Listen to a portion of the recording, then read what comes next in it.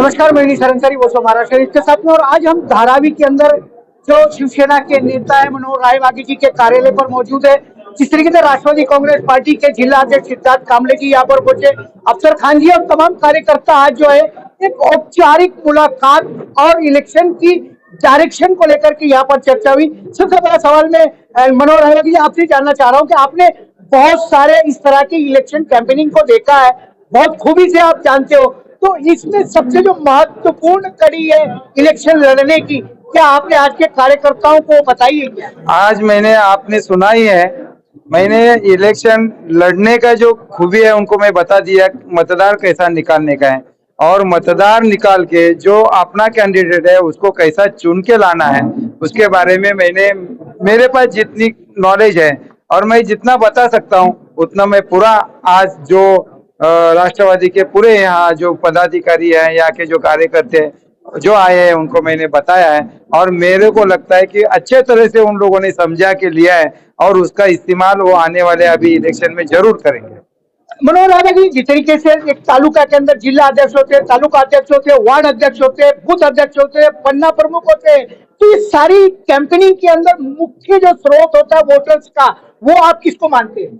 मैं बोला ना आपको, सबके सामने बोला, जो मुख्य यहाँ हमारा जो बेस होता है कोई भी पार्टी का, जो निचला वर्ग जो है बूथ उसको एजेंट बोलते हैं या बूथ प्रमुख बोलते हैं, वो जो बूथ प्रमुख होता है वही इलेक्शन का सबसे बड़ा बोलता है ना बेस होता है, वो वही कणा होता है और वही मतदार निकालने का काम वो करता है। और वो मतदार जितना अच्छा तरह से निकालेगा वो अपने जो मतदार बूथ में लेके जाके उनको मत डालने का काम जो करता है वो पार्टी की ही विजय होती है और वही सबसे बड़ा जो बोलते हैं ना पार्टी का कणा है और वही जो नेता है उसका सबसे बड़ा और लाडला जो उनका जो बोलते हैं ना मावड़ा होता है वो बूथ प्रमुख होता है और बूथ प्रमुख ही निकलता है। सिद्धार्थ कामले जी है, जिस तरीके से मुंबई बैंक के अध्यक्ष रहे और राजनीति को बड़े करीब से उन्होंने देखा है। राजनीति को करीब से देखना और मुंबई बैंक चलाना, ये अपनी अपनी दोनों अलग अलग परंपरा है। जिस तरीके से आप यहाँ पर आए और कार्यकर्ता जो आपके शामिल हुए, क्या मानते हैं कि जो लोग इकट्ठा होते हैं, रैलियों में जाते हैं, लाखों की भीड़ होती है, लेकिन वोटर कन्वर्ट नहीं हो पाता है, तो इसके लिए आप किस तरीके का डायरेक्शन अपने कार्यकर्ताओं को देंगे? नहीं, लास्ट 2 साल 2 टाइम तो हमारे सेवाएं सब कन्वर्ट में ही खासदार बन चुके हैं, तो कन्वर्ट नहीं होने वाली वो दूसरे रहेंगे। लेकिन हमारे लास्ट हम लोग जो 2 इलेक्शन लड़े, 1.5 लाख और उसके बाद 2 लाख ऐसा मार्जिन से बढ़े। अभी जब महायुति में अजीत दादा पवार साहब के राष्ट्रवादी कांग्रेस इसमें आ गई लिए तो 2 लाख से 2.5 लाख में कन्वर्ट होंगी, उससे कम नहीं। सिद्धार्थ कामले जी, आपने कहा कि मार्जिन बढ़ेगा, लेकिन कन्वर्ट या मार्जिन बढ़ेगा, लेकिन आज की जो परिस्थिति है, आपके सामने जो अपोजिट उम्मीदवार है, अब उनकी जो रणनीति है वो आपके कैंडिडेट का डिपॉजिट जब्त करने की रणनीति है, उससे आप किस तरीके से ऊपर आओगे? नहीं, उन्होंने क्या रणनीति किया उनको लगना, हमारे पास हमारी रणनीति ये मैं तो इस माध्यम से नहीं बता पाऊंगा ना। हम वो तो जितने वाले हम लोग है, तो हमारी रणनीति हम अपोजिशन वालों को बताना नहीं चाहते।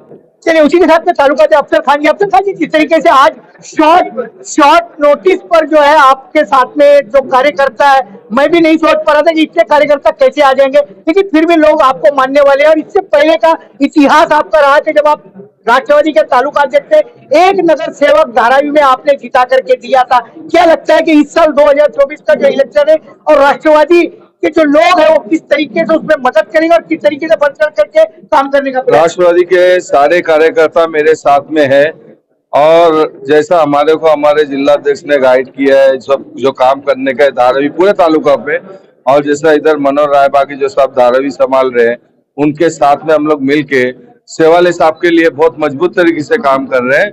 और मैंने मीटिंग में भी बताया कि खाली ऐसी ये मीटिंग नहीं हुई है, हमने क्या किया है वार्ड में मीटिंग लिया है।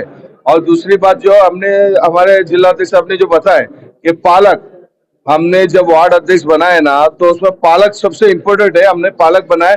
मनोहर रायबागी साहब बोले बूथ कमेटी, तो हमने पालक जो बनाया ना वो उसी के लिए बनाया। जैसा 187 में शहीद को बनाया, 184 में इस्ताक भाई को बनाया और 183 में चंद्रकांत पोटे को बनाए और 188 में मैं बना। ऐसे टोटल तालुका में हमारे पूरे वार्ड अध्यक्ष के साथ में पालक बहुत इम्पोर्टेंट है।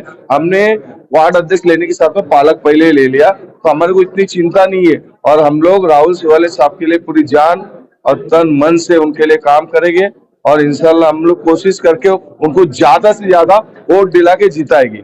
चलिए, जिस तरीके से इलेक्शन की बात करें, इलेक्शन की जो मुख्य कड़ी होती है वो पालक ही होता है, पन्ना प्रमुख होता है, बूथ प्रमुख होता है। मैं साइड में आपसे जानना चाह रहा हूँ कि जिस तरीके का यहाँ पे गाइडलाइन दिया गया है, मुख्य जवाबदारी जो आपकी है, वोट क्या है वो जाने दीजिए। क्या लगता है कि आप किस तरीके से वोटर्स को आकर्षित कर पाएंगे, किस तरीके से अपने साथ ले आ पाएंगे? निसार भाई, इससे पहले भी हमने 2 से 3 बार 2 बार लगभग साहब को जीता। उससे पहले से ही हम लगातार काम तो कर ही रहे हैं, फील्ड में हाई है, तो इसलिए ये सवाल ही नहीं बनता है भाई, क्योंकि 2 बार जो साहब एमपी थे, अब जाके पक्ष अलग अलग हुआ। जब एक साथ था तो भी हम सब साहब की तरफ ही वोट गिराते, तो इस बार भी सेम वही रिपीट होगा भाई, उसी तरीके से वही हौसले से वैसे ही काम करना है। और जो हम घर घर जाके काम करते भाई, तो उस बेस पे हमें वोट मिलेगा। ये नहीं हमें कि बस हम उठ के गए, बस किसी को बोल रहे हैं कि साहब को वोट करना है। हमने उनके दुख सुख में जब साथ आए, उनके साथ खड़े हुए, तो आज उनका काम है कि वो हमारे साथ खड़े होंगे इस टाइम पे। कि वोट भाई हमने जो मेहनत करते हैं ये इलेक्शन के लिए, कि भाई जो हमारे पक्ष ने, जिसने हमारा इतना साथ दिया, हमें आगे बढ़ाया, वो पक्ष का हमें वापस से उसी तरीके से साथ मिले करके ये वोट करके उन्हें जिताए।